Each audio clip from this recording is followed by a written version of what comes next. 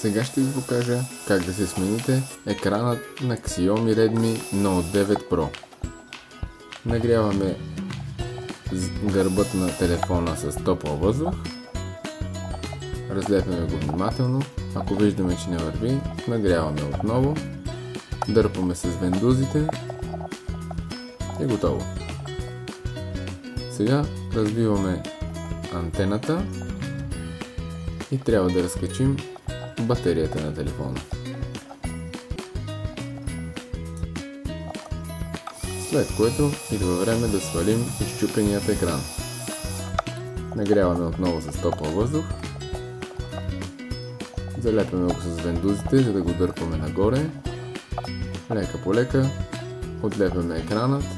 Развиваме няколко болчета, които сме забравили.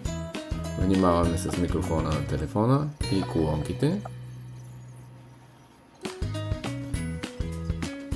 И готово. След като свалим старият екран, почистваме добре старото лепило.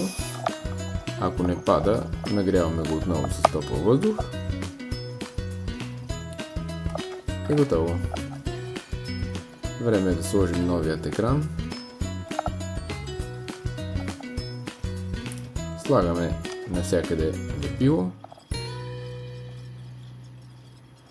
Залепяме го добре. Връщаме всеки един компонент на мястото си. Микрофона и колонките от долната част.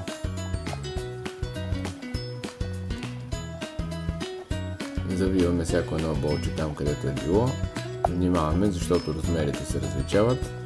Закачаме екранът. След това батерията. Завиваме антената на телефона.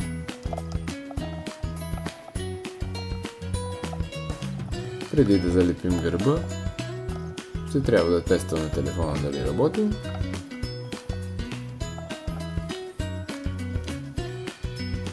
Виждаме, че е така. Идва време да залепим и гърбът. След като е почистен добре от старото лепило, слагаме новото лепило. Връщаме гърбът на неговото място. Оставяме го за една вечер с щипки, за да може да залепи добре. И сме готови.